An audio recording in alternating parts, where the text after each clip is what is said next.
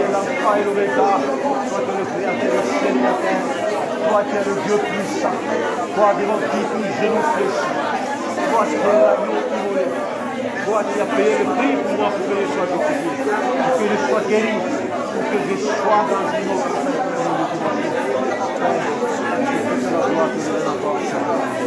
La gloire te revienne encore. La gloire te revienne encore.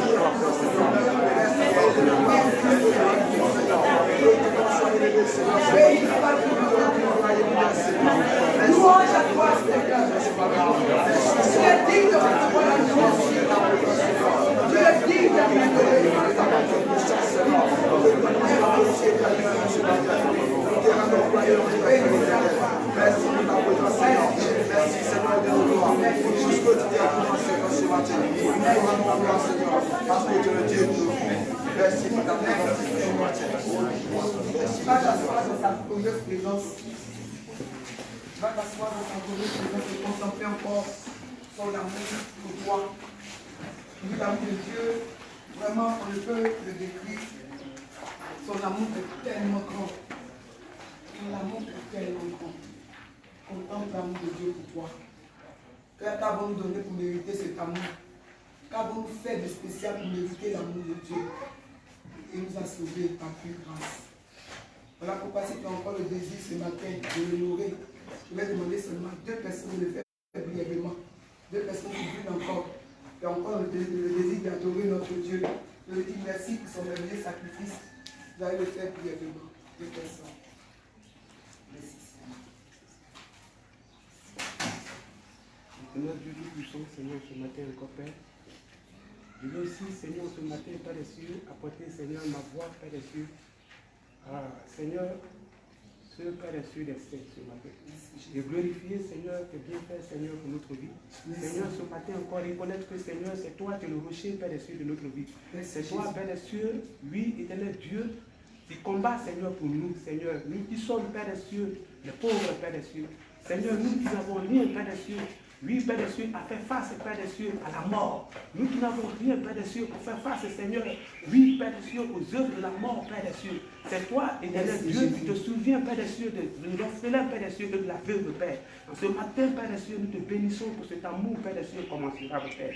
Oui, pour cet amour, Père des cieux, oui, sans faille que, Seigneur, tu as pour nous ce matin.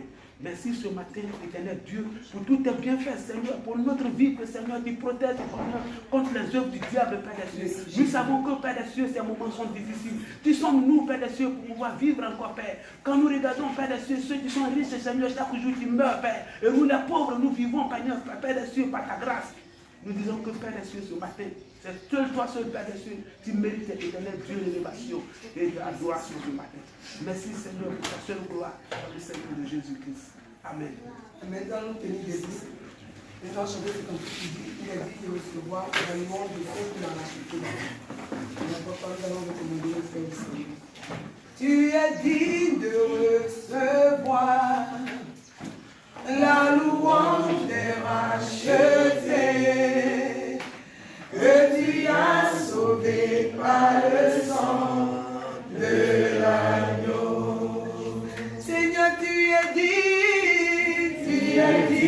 de recevoir la louange des rachetés, que tu as sauvé par le sang de l'agneau. Oui, Jésus, tu es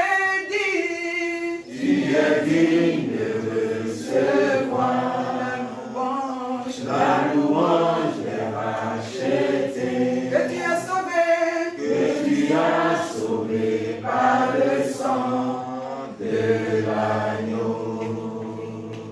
Tu vas encore recommander ton cœur au Seigneur pour la parole. Père, nous bénissons ton nom ce matin. Nous te recommandons sur quel nom nous sommes, papa.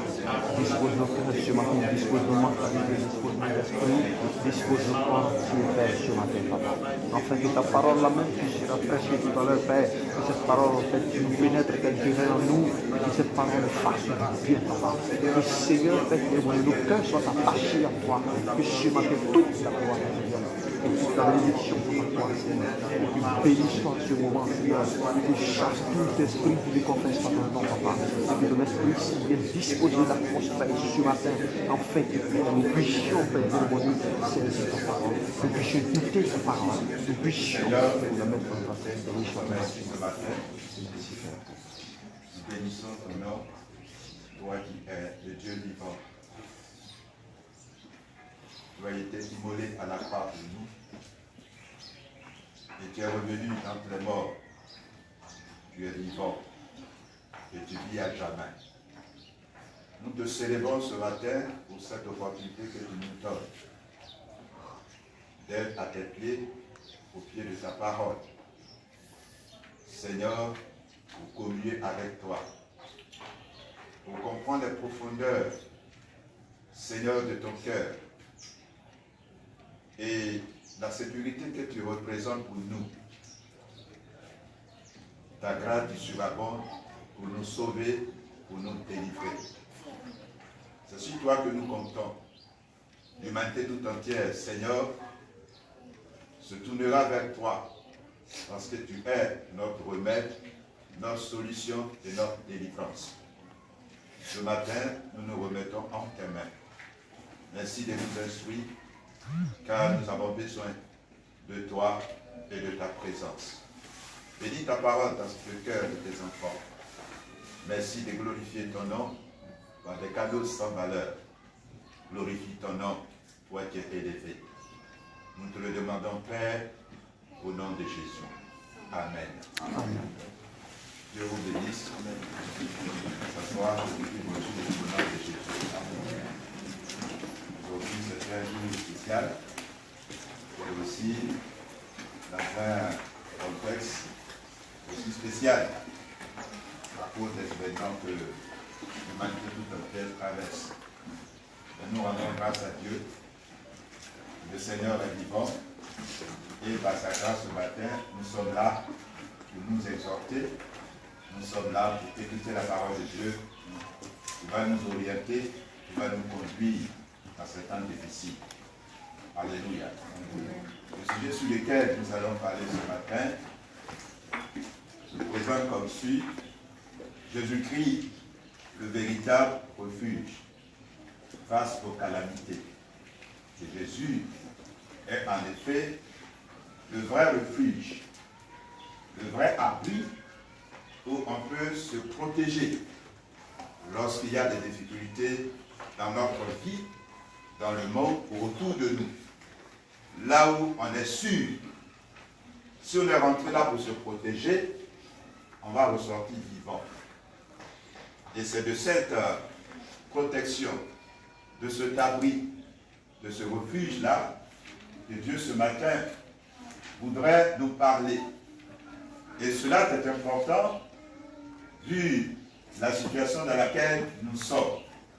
Cela aussi est important pour ce jour, qui est un jour solennel, le jour qui marque la résurrection de Christ d'entre les morts, le jour où Jésus-Christ est sorti du tombeau, le jour où le Seigneur a eu la victoire totale sur la mort.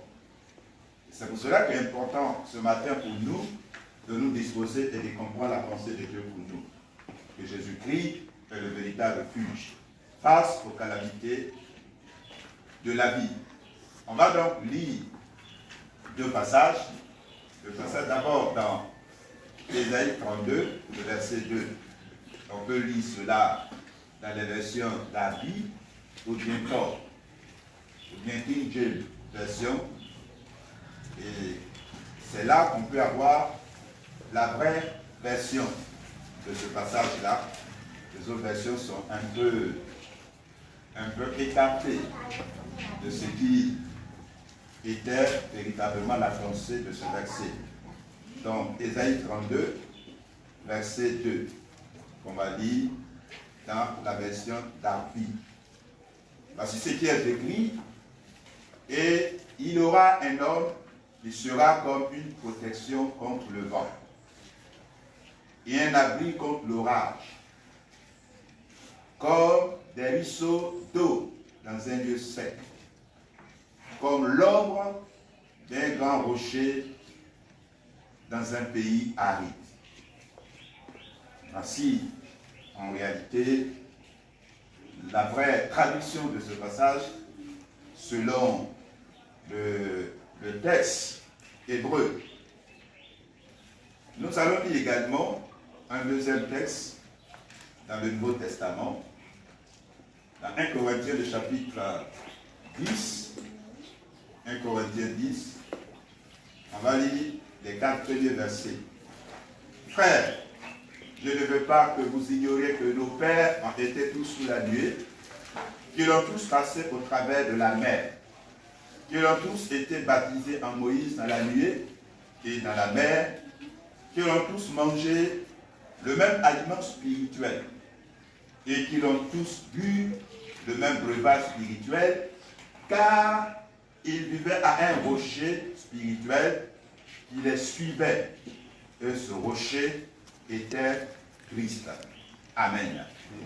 Donc voici ce que Paul nous dit ici, et nous allons comprendre la déclaration qu'il nous fait ici au sujet de Christ par rapport au texte que nous avons lu premièrement. Comme je l'ai dit ce matin, Jésus-Christ, le véritable refuge face aux calamités. Il faut savoir que lorsqu'on parle de refuge ou d'abri, c'est un sujet qui préoccupe tout le monde. Se réfugier ou trouver un abri pour se protéger, c'est quelque chose qui intéresse tout le monde. Les grandes personnes comme les enfants, quelle que soit notre couleur, quelle que soit notre religion, quel que soit notre temps ou notre époque, c'est un sujet qui est important pour tout le monde. Même les enfants veulent se protéger. Lorsqu'il y a un grand bruit, un tonnerre comme ça qui gronde, il y a des enfants qui sont là, ils vont commencer à courir pour se mettre sous un abri. Donc ce n'est pas l'affaire d'une grande personne seulement ou des vieillards. C'est une affaire de tous. Parce que chacun, Dieu a mis en lui le désir de se protéger. De protéger notre vie, c'est important. Et déjà, cela ne date pas d'aujourd'hui. Vous voyez qu'aujourd'hui déjà, les hommes de ce monde, face à ce fléau, on demande à chacun de se protéger. C'est parce que nous voulons nous protéger qu'aujourd'hui, on ne peut pas tous se retrouver dans la présence de Dieu. Les gens sont à la maison. Et quand on suit l'actualité, près de la moitié de la population du monde s'est protégée, bloquée quelque part. Parce qu'il était question de protéger sa vie. Donc vous voyez que c'est un sujet important. Et cela ne date pas d'aujourd'hui. Quand nous remontons dans le jardin d'Éden, quand les premiers hommes ont péché, Adam et Ève ont péché, le réflexe qu'ils ont eu, la Bible dit qu'ils ont vu que quelque chose les a quittés. La protection divine les a quittés. Et tout ce qu'ils ont eu, c'est d'aller se fabriquer des feuilles pour couvrir leur nudité. Quand ils ont péché contre Dieu, ils se sont vus exposés. Ils ont vu que leur vie est menacée. C'est la première des choses. Ils sont allés chercher des feuilles pour protéger leur nudité. Donc cela veut dire que c'est un désir important dans le cœur de tout le monde. Malheureusement, ce qu'ils ont pu se protéger, ce n'était pas la protection idéale. Dieu va les trouver. Dieu a vu qu'ils ont pu. Ils ont voulu se protéger. Et la Bible dit que ce jour-là, Dieu va tuer un animal. Il va prendre la peau de cet animal-là pour les couvrir. Pour les couvrir, pour leur montrer que leur désir de se protéger est énorme. Parce qu'il faut protéger sa vie. Mais aussi, il faut savoir choisir la véritable protection dont on a besoin par rapport à notre situation. Adam et Ève se sont protégés avec des feuilles. Les feuilles-là, c'est pour un temps. Et Dieu a jugé bon de leur donner quelque chose qui va leur rester et qui va durer, qui va les protéger pour une longue période. Il a tué l'animal, il a fait alors un habit pour eux. Monsieur et madame, ils se sont trouvés maintenant en sécurité par rapport à la vie qu'ils menaient. C'est comme ça qu'ils ont continué de vivre. Donc, la question de se protéger, d'être sous l'abri, d'avoir quelque chose comme refuge pour notre vie, c'est quelque chose qui préoccupe le cœur de tous les hommes. Qui préoccupe aussi le cœur de Dieu. Quand Dieu les a vus nus, qui se sont protégés avec les feuilles, il a vu qu'ils n'étaient pas en sécurité.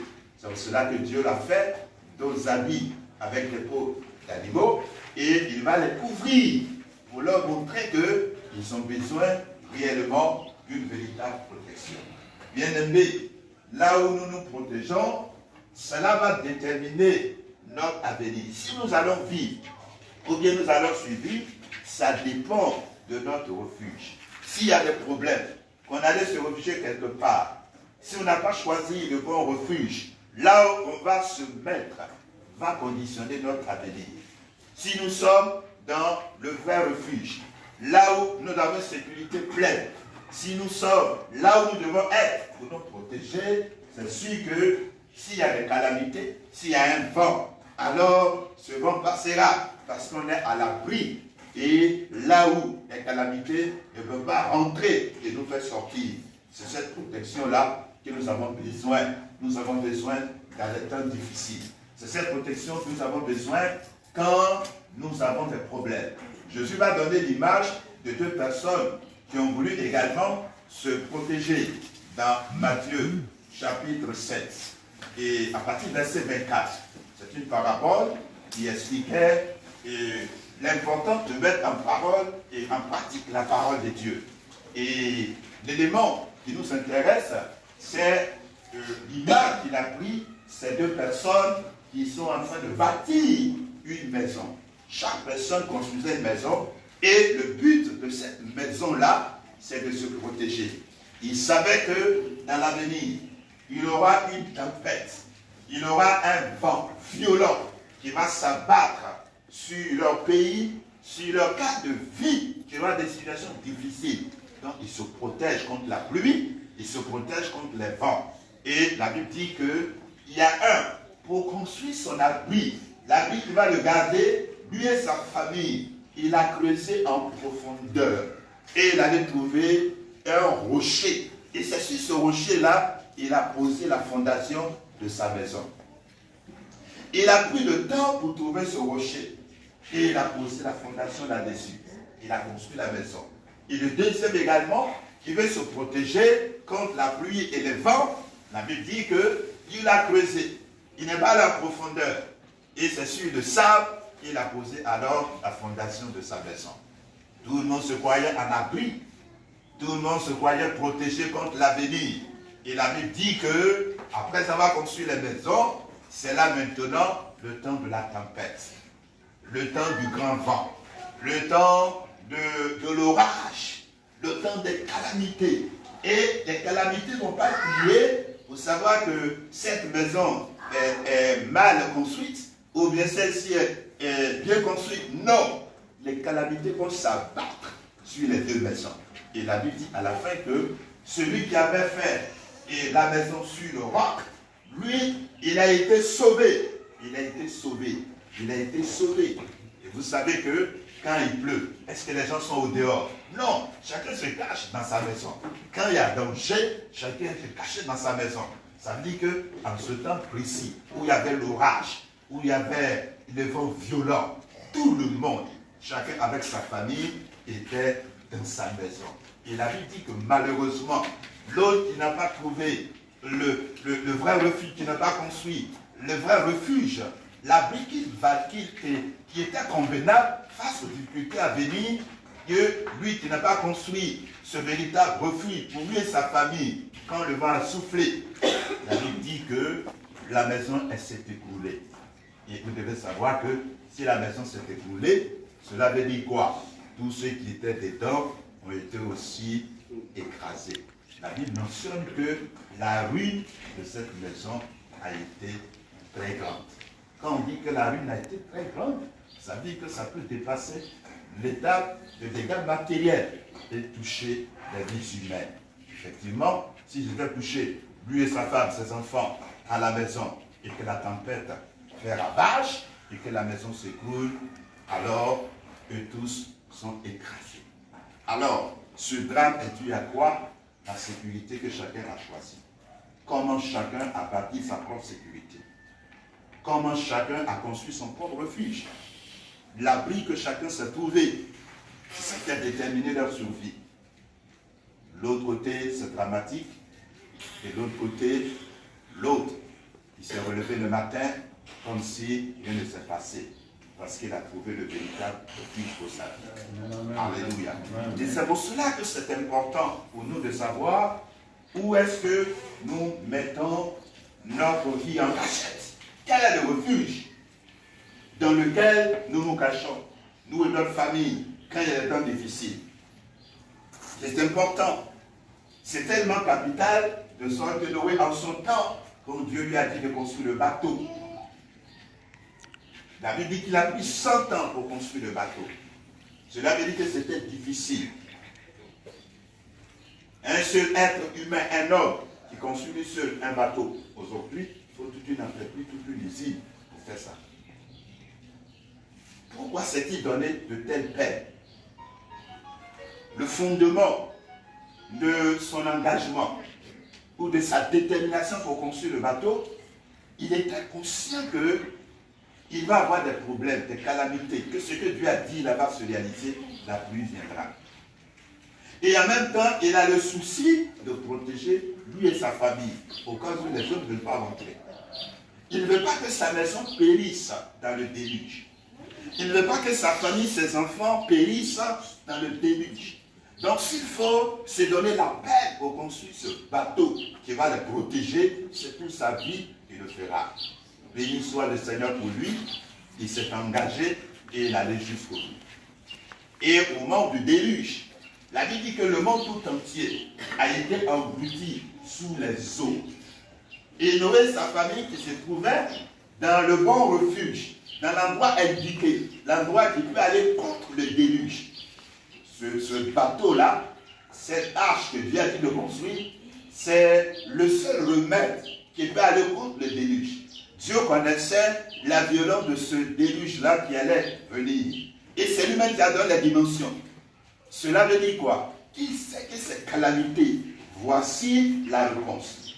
Et Dieu soit béni pour Noé, il a construit le bateau selon les exigences de Dieu, selon les difficultés à venir, selon l'intensité de ce déluge-là, il a construit le bateau.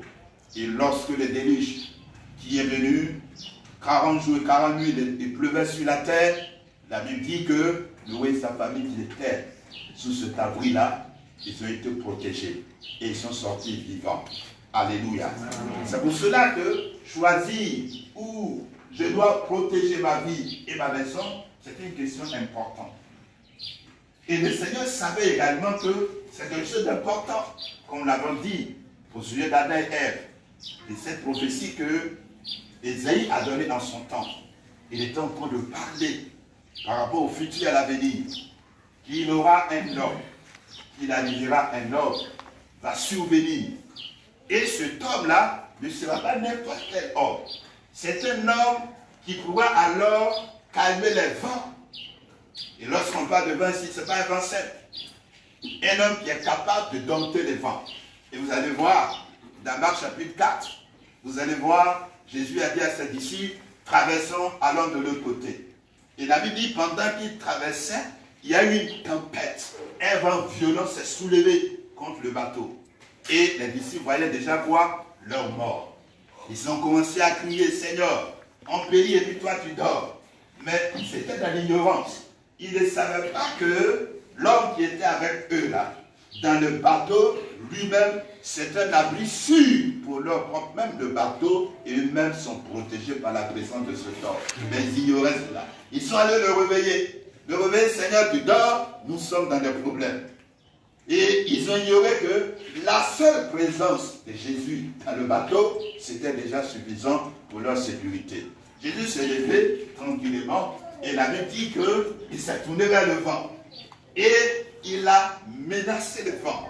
Quand il a menacé le vent, qu'est-ce qui s'est produit? La tempête s'est arrêtée. Et voici qu'ils vont dire après, mais quel est cet homme? Cet homme qui est capable de parler au vent et le vent capitule. On n'a jamais vu quelqu'un comme toi. Et Jésus va leur dire, pourquoi vous avez douté? Vous êtes un homme de peu de foi. Effectivement, c'est de cet homme-là qu'Ésaïe parlait. On va lire dans Marc plus tard et continuer. La réaction de ses disciples et qui montre que Jésus-Christ est véritablement la protection qu'il faut dans les temps de détresse, dans les temps difficiles. L'homme qui a autorité sur le vent et les tempêtes. Celui sur qui, dans Marc 4, verset 35 à 40, on peut lire, celui qui peut nous assurer d'avoir protection dans les temps difficiles. Marc 4, verset 35. Ce même jour, sur le soir, Jésus leur dit, passons à l'autre bord. Après avoir renvoyé la foule, ils l'amenèrent dans la barque où il se trouvait. Il y avait aussi d'autres barques avec lui. Il s'éleva un grand tourbillon. Et les flots se jetèrent contre la barque, au point qu'elle se remplissait déjà. Et lui dormait à la poupe sur le coussin. Il le réveillait et lui dit, Maître, ne t'inquiètes-tu pas de ce que nous périssons? S'étant réveillé, il menaça le vent. Il menaça le vent et dit à la mer, silence, tais-toi. Et le vent cessa et il y eut un grand calme. Puis il leur dit, pourquoi avez-vous ainsi peur? Comment n'avez-vous point de foi?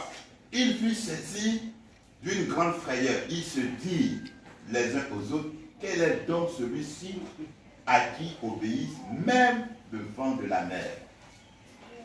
Même le vent de la mer. Pour révéler quoi?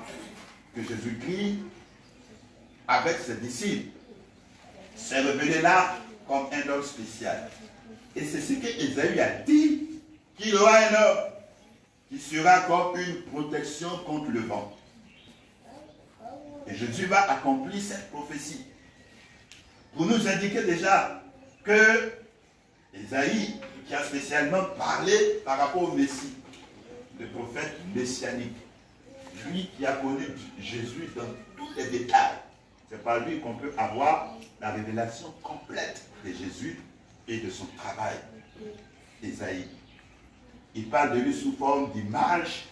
Il a touché sa mort, il a touché sa naissance, ce qu'il est.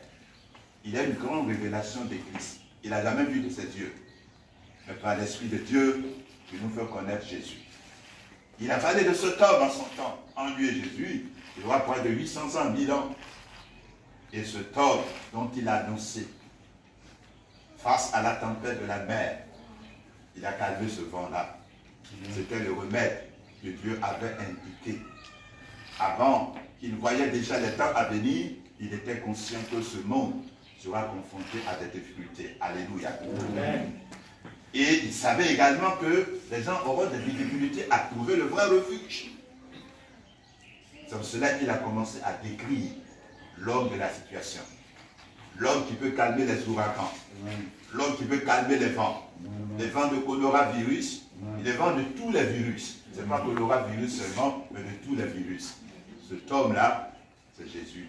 Et les disciples ont dit, quel est cet homme à qui ils connaissent les vents de la mer? Les vents de la mer peuvent engloutir même des grands bateaux, les engloutir au fond de la mer. Ils étaient surpris. Vous savez que parmi eux, il y a des pêcheurs comme Pierre. Il sait ce que c'est que les vents de la mer. Quand il est sorti de là, il a craint le Seigneur. Quel est cet homme-là à qui les vents de la mer se soumettent? Ils ignoraient déjà que Dieu avait déjà parlé de lui.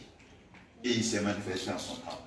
Nous aussi, si nous sommes confrontés à des vents, on ne sait pas quel autre vent qui va venir après celui que nous avons. Mais la bonne nouvelle, c'est que le Seigneur a tout prévu. Il a prévu un ordre. Il dit qu'il sera celui de remède contre les vents. Il est aussi le remède contre l'orage. Et il est comme un ruisseau dans le désert. Comme cela, quand on l'a lu, dans 1 Corinthiens 10, le verset 1 à 4, Paul dit que ce rocher-là, le rocher qui abreuve, qui donne l'eau dans le désert, il dit que c'est Christ. Isaïe a dit qu'il sera comme un grand rocher dans le désert et son nom va servir de refuge. Et Paul détaille que ce rocher dont il est question, il donne de l'eau dans le désert, dont l'homme sert de protection, ce refuge-là, ce rocher, ce n'est pas n'importe quel homme, ce n'est pas une autre situation, ce n'est pas l'organisation mondiale, ce n'est pas autre chose que c'est un homme dont on a parlé de cet homme-là, c'est Jésus-Christ, le Fils de Dieu, le vrai rocher. Et c'est sur ce rocher que le premier constructeur qui construisait sa maison, il a creusé jusqu'à ce qu'il trouve ce roc. Et c'est sur ça qu'il a bâti sa sécurité. Bien aimé, ce matin, Dieu veut que tu puisses bâtir ton avenir, ta protection. Dans ces temps difficiles-là, Jésus doit être le fondement, le rocher sur lequel ta maison et ta famille se trouvent en abri. Et si tu es sur cet abri sûr là, alors tu as l'assurance, quelles que soient les tempêtes, tu as l'assurance, quels que soient les événements, tu as l'assurance, quel que soit l'orage que tu traverseras. Il a dit à ses disciples, passons de l'autre bord. Le vent n'a pas pu empêcher le passage. Il a dit passons. Il n'a pas dit de rester dans la mer, de rester englouti. Il a dit passons. En disant passons, il savait même que le vent allait se soulever. Mais lui, il savait en personne que c'est lui devait le mettre contre le vent. Si le vent de la mer s'élève, cela n'empêchera pas le passage. Cela n'empêchera pas la traversée. Le vent de la mer va s'élever. Et il a dompté ce vent. Et les disciples sont passés.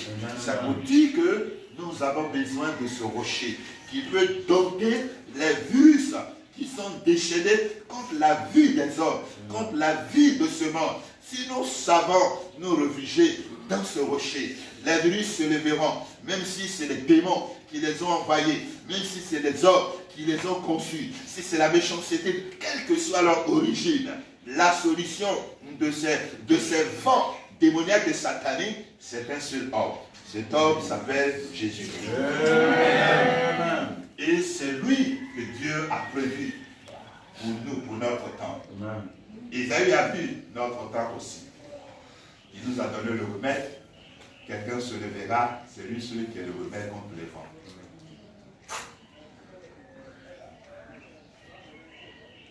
Et vous devez savoir que quand il y a des problèmes, chacun cherche des solutions. On dit à Adam et Ève se sont protégés avec des feux. Pour montrer qu'il y a le véritable refuge, il y a aussi le refuge éphémère. Quand il y a des difficultés. C'est cela que David a dit dans le psaume 91, que celui qui demeure sous l'abri du Très-Haut, qui repose à l'ombre du Tout-Puissant. Lui aussi, en son temps, il savait ce que c'est que l'abri. Sans l'abri du Très-Haut, David ne serait pas ce qu'il est devenu plus tard.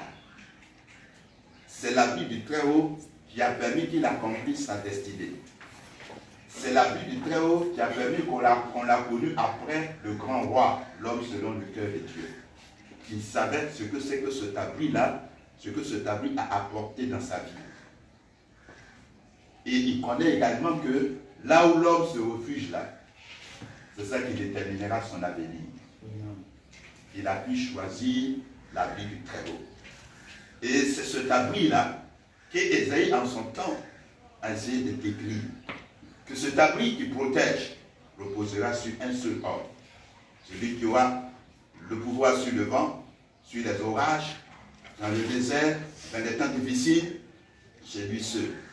Cet homme préparé spécialement et qui est la solution de tous les temps, pour tous les problèmes que nous connaissons dans ce monde. Souvenez-vous, nous avons déjà vu que, avant que Dieu ne crée le monde, la base de cette création, c'est Christ lui-même. C'est lui la solution. Celui qui a été immolé avant la fondation de ce monde. Dieu a vu tous les problèmes, tous les délits qui vont se déchaîner, Dieu les a vus. Et leur solution se trouve en qui? En Christ. C'est cet homme-là que nous présentons, qu'Ésaïe nous présente ce matin. Et c'est à lui qu'il faut revenir. C'est à lui qu'il faut confier toute sa vie. C'est à lui qu'il faut confier son avenir, sa sécurité. C'est à lui seul. Ce n'est pas quelqu'un d'autre. Alléluia. Amen. Et avant qu'on ne puisse terminer, comprenez que, effectivement, il y a des refuges éphémères à côté du véritable refuge. Et parmi ces refuges éphémères, on peut citer l'être humain. L'homme est un refuge pour quelqu'un d'autre. Il y a des gens qui ont bâti leur espoir sur l'homme. Et c'est malheureux.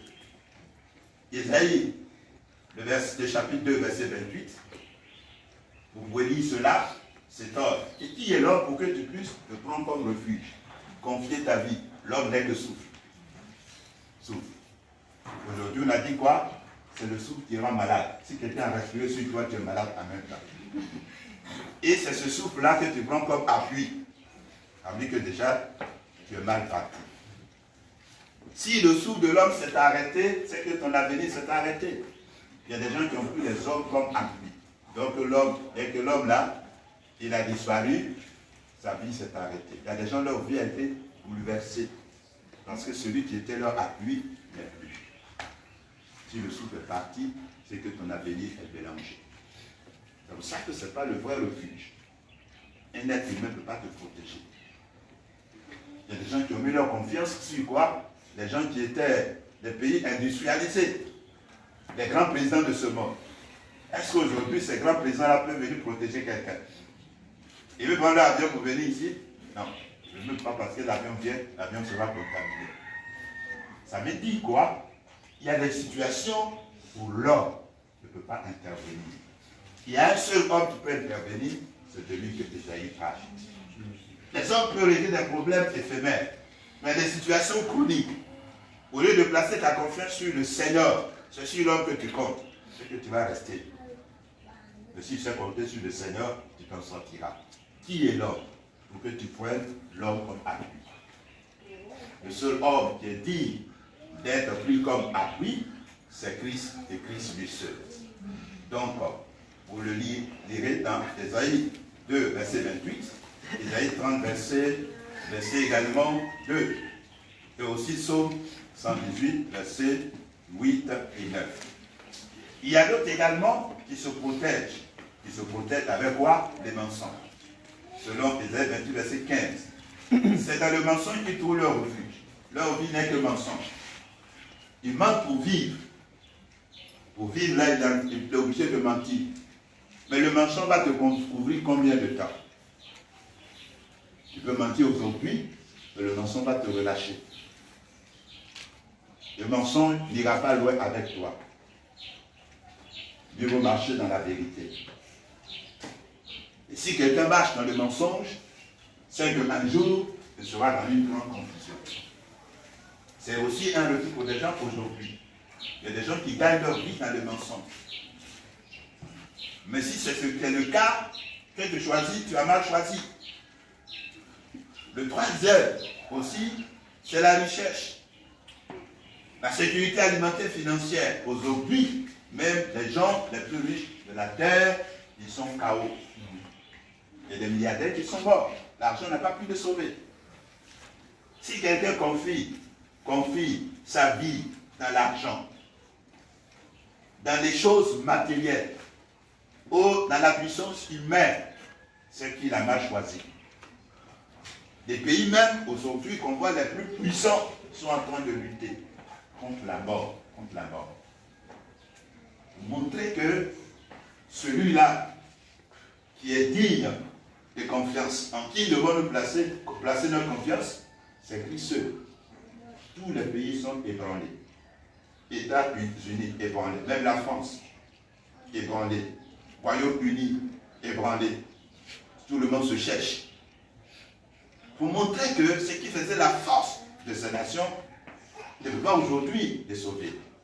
Il y a des grands médecins, mais malgré des médecins de qualité, on compte les gens qui meurent par milliers.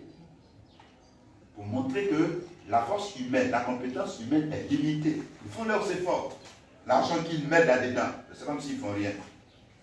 Parce que c'est une affaire qui dépasse la force humaine. C'est une affaire où la seule personne qui a été prédite, qui doit régler ce problème, c'est cet homme-là qui a pouvoir sur le vent, sur l'ouragan, et qui donne de l'eau dans le désert. Et ce personnage unique, dans le temps, dans l'histoire, qui s'est révélé maintenant, et qui est mort à la croix pour nous aujourd'hui, c'est Christ. Alléluia. Et Dieu soit béni, parce que tu le connais. Et ce que Dieu attend de toi, c'est que tu puisses t'attacher à lui pour toujours. La dernière des choses sur lesquelles les gens se refugent, qui est aussi un mauvais refuge, c'est dans les sens occultes. 1 Samuel 28, à partir du verset 24. L'histoire de Saül qui avait des problèmes, le roi, il avait consulté magicien. Au lieu de se tourner vers Dieu. Où sont aujourd'hui les grands spirites de ce bord contre ce fléau-là? Où sont aujourd'hui ces grands spirites, ces loges mystiques, ne peuvent même pas sauver leur propre nation? Ça veut dire que leur puissance est limitée. Il allait se confier à une magicienne. Quand il est quitté là, le lendemain, il est mort. Il est mort d'une manière misérable. Il y a des gens qui ont pensé que aller se réfugier dans la rose noire, dans des choses comme ça, ils ont sécurisé leur vie. Ça ne peut rien contre les situations difficiles de la vie. Le coronavirus ne sait pas qui est rosicrucien ou qui est qui que ce soit. Lui ne prie pas. Tu es chrétien, tu n'es pas non chrétien, tu ne prie pas. Mais toi, ta sécurité, si tu avais Christ et que c'est l'homme de la situation qui a été prêté pour toi, c'est que tu as bien en sécurité. C'est pour cela que, après ce virus-là, il y a des gens qui doivent changer de protection. Ceux qui sont dans les loges mystiques, ils doivent se tourner maintenant vers la seule personne qui a été indiquée, c'est Jésus-Christ. Alléluia. C'est lui seul. Pour montrer que toutes les puissances de la terre qui sont ébranlées maintenant sont KO, neutralisées. Et ça, c'est un petit signe. Et ça montre déjà l'ennemi des hommes sur la terre. Ça montre déjà que si on ne se réfère pas sur Dieu, qui nous a donné la vie, qui a créé le ciel et la terre, on ne peut plus aller loin avec la vie sur la terre. La moitié de la population mondiale est bloquée, paralysée. Le monde ne travaille plus. À cause de ce petit virus, petit, qui est dans l'air. Il n'est même pas là comme Goliath, petit dans l'air, mais qui fait ravage. Ça doit nous donner de réfléchir. Il y a quelqu'un là-haut dans les cieux qui contrôle ce monde. Nous devons nous tourner vers lui. Et c'est ce que Dieu nous demande. C'est pour cela que, dans cette situation, mettre ton espoir en Christ. C'est lui seul qui peut te faire sortir, toi et ta famille. C'est lui seul qui peut faire sortir aussi notre nation. Malgré les efforts des gouvernants. Ils font des efforts. Mais c'est Jésus seul qui peut nous faire sortir. Donc cela, nous devons le chercher, nous devons le chercher à lui, nous devons le prier, quelles que soient les circonstances. Alléluia. Et c'est important pour nous. Donc, en effet, Jésus est le véritable refuge, comme Ésaïe l'a présenté. C'est lui notre refuge. Ésaïe a attiré notre attention sur lui. Et j'ai dit également que David, en son temps, lui a confessé que si quelqu'un demeure sous la vue du Très-Haut, c'est qu'il repose à l'homme du Tout-Puissant. En le disant, il était en train de dire qu'il y a certes la vie du Très-Haut, il y a aussi les autres abris, comme on l'a cité. Il était conscient de ça. Parce qu'il a entendu l'histoire de Saül. C'était son contemporain. Au lieu de se tourner vers Dieu, il allait vers les magiciens. Et puis il est mort misérable. Un roi dont on a tranché la tête. On l'a décapité, il est mort quand même malheureux. C'est les conséquences d'avoir choisi le mauvais abri dans les situations difficiles, dans les calamités. Et David, lui, il savait que le Seigneur est la vraie protection. Et que c'est lui seul qui est capable de lui donner la vie qu'il recherchait en son temps. Il était menacé. Et c'est Dieu qui lui a fait grâce. Il a protégé, il a été délivré de la mort, de l'homme de la mort, quand il a écrit le psaume 23. Tout cela revenait toute la tracasserie qu'il a connue dans sa vie. Si je traverse les vallées de l'homme de la mort, je ne crains rien. Il ne craint rien, pourquoi? Parce qu'il connaît là où il a réfugié son âme. Alléluia. Lui seul est le véritable refuge. Alors, comment Christ est un refuge pour notre vie? La dernière préoccupation, c'est premièrement sa présence même. Lui-même, sa présence. Sa présence est une protection pour nous. On a lu dans Marc chapitre 4, c'est verset 5 qu'on a lu que sa présence est une protection totale pour nous. Quand on lit également dans Matthieu 23, il a dit à Jérusalem, vous qui tuez les prophètes. Est-ce que vous savez que Dieu avait voulu vous protéger sous mes ailes? Il a pleuré sur eux parce qu'en son temps-là, ils n'ont pas reconnu. Et après avoir pleuré sur son 10 ans plus tard, la vie sera saccagée. Il se présente lui-même comme le vrai refuge. Lorsque sa présence est là, nous sommes en sécurité. Cela veut dire que dans ce temps difficile, tout ce que nous avons besoin, c'est la présence de Dieu avec nous. La présence de Jésus avec nous. Sa présence avec nous nous met à l'abri des calamités. Les calamités seront là, mais sa présence te protégera. Alléluia. Amen. Également son nom seul. Dans Actes 4, versets 10 et 12 à 12, il a dit qu'il n'y a aucun autre nom sur la terre, dans le ciel, sur la terre et sous la terre qui a été donné par lequel nous devons être sauvés. Seul le nom de Jésus. C'est par lui que le salut est possible. C'est par lui seul. Et ensuite, Proverbe 18, verset 10, dit que le nom de l'Éternel c'est comme une tour dans laquelle le juste se réfugie. Tour de protection. Dans laquelle l'homme juste, l'homme qui se confie à Dieu, l'homme qui prend Dieu comme appui. Le nom de l'Éternel c'est comme un appui, une forteresse qui le garde. Le nom de Jésus-Christ sur notre vie est une sécurité éternelle pour nous. Alléluia. Le nom de Jésus-Christ sur notre vie, c'est une sécurité pour toujours. Aussi longtemps que ton cœur est attaché à ce nom, alors le salut est pour toi et pour l'éternité. Alléluia. Il nous protège de cette manière. Et c'est la volonté de Dieu que nous soyons ainsi sous ce cabri véritable. Alléluia. Nous verrons par la suite que le fait d'obéir à la parole de Dieu et aussi l'Esprit de Dieu et la protection suprême, le sang de Jésus. Nous en parlerons. Vous savez qu'en Israël et en Égypte, lorsque la mort devait frapper les premiers-nés, ce n'est pas les premiers-nés égyptiens seulement, c'est tous les premiers-nés qui sont sur le territoire. Mais la solution pour sauver les premiers-nés de la mort, c'était de tuer un agneau et de mettre son sang sur la porte. Quand l'homme de la mort va passer au cœur de la nuit, qu'il voit le sang, là où il y a la maison où il y a le sang, il passe outre. La mort ne rentre pas là-bas. Les Égyptiens même sont venus se réfugier sur les Hébreux. Et ceux qui ont fait ça, ils ont eu la vie sauve. Et ceux qui ont refusé de mettre le sang sur leur porte. Et puis Pharaon, jusqu'à ses esclaves, cette nuit-là a été terrible.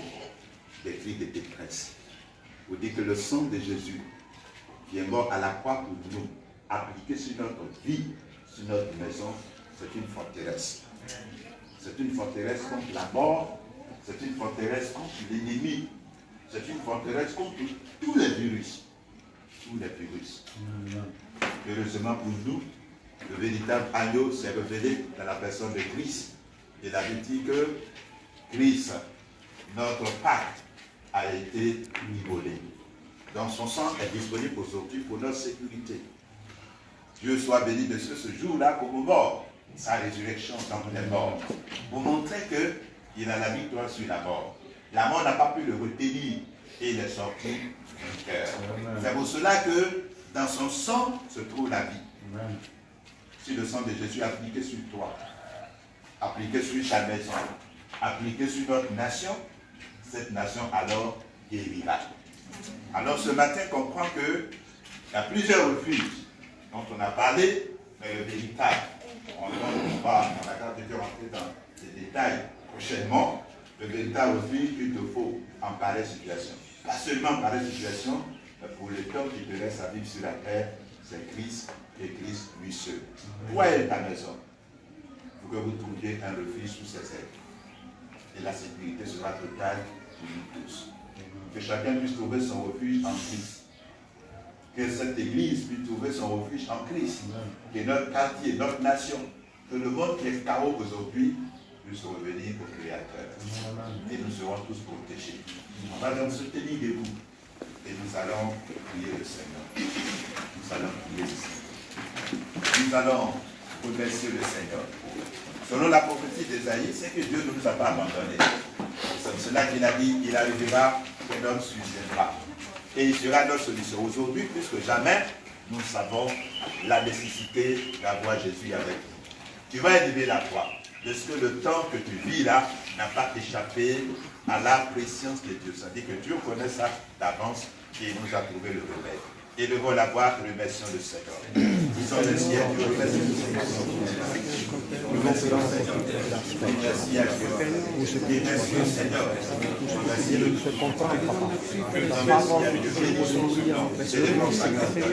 Seigneur, merci. Honneur et gloire. C'est le vrai refuge.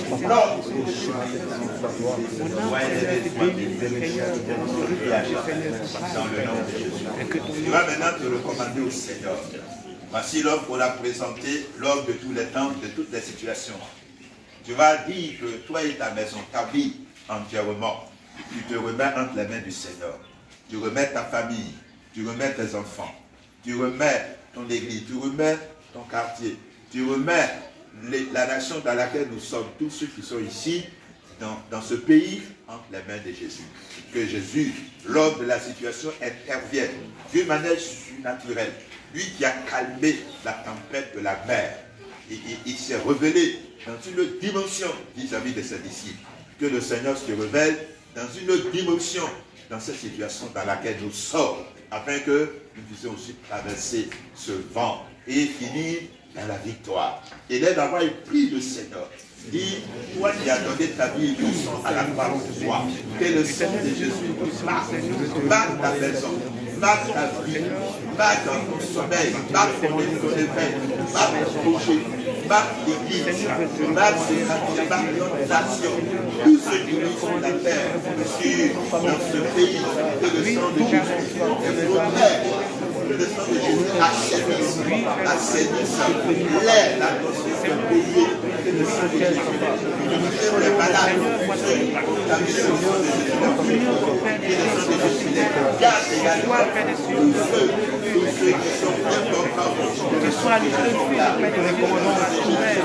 de ma nation, auprès de Dieu, de ma famille, de mon continent, auprès de Dieu,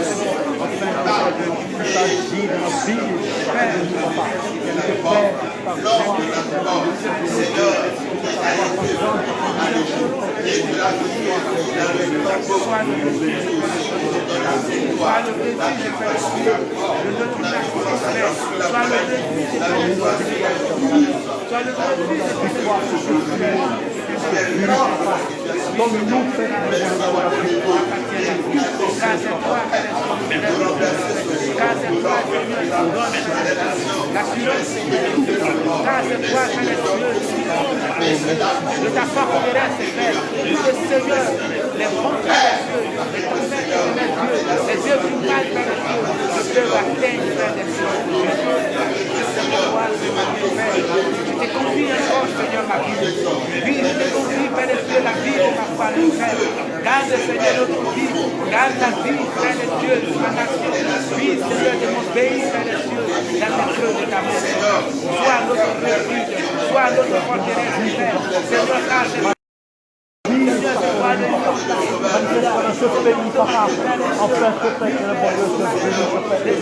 Seigneur, garde.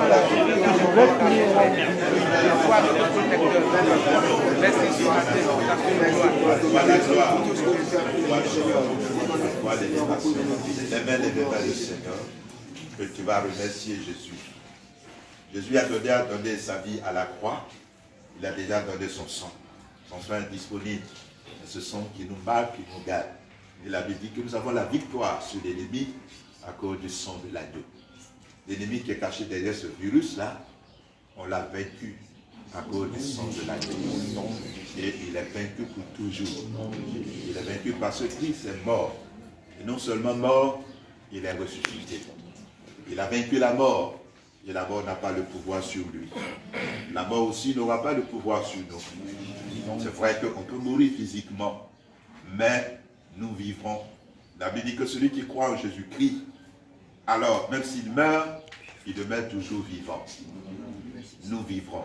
Et nous ne pouvons pas mourir d'une mort prématurée parce que l'ennemi a voulu. Non. Nous mourrons lorsque le temps sera venu pour Dieu, selon le temps qu'il a décidé. Et nous resterons aussi en vie pour attendre le retour du Seigneur. Et c'est là la promesse de Dieu pour nous. Donc tu vas remercier Jésus. Jésus qui a été couronné là-haut dans les cieux et qui est assis à la droite du Père. Tu vas lui dire merci. En tout cas pour ce qu'il fait pour toi. Tu vas lui dire merci parce que celui qui sauve ta famille, celui qui sauve l'église, celui qui sauve ce quartier, celui qui sauve notre nation, celui qui sauve l'humanité en périsse. Élève la voix et remercie Jésus. Remercie Jésus.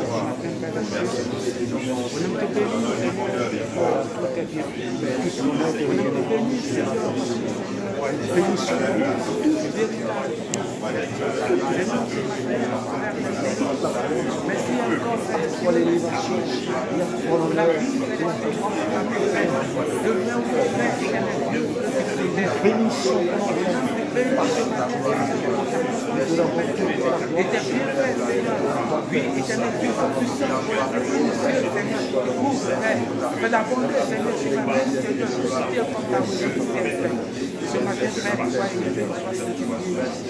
Seigneur, sois aussi dans le Seigneur.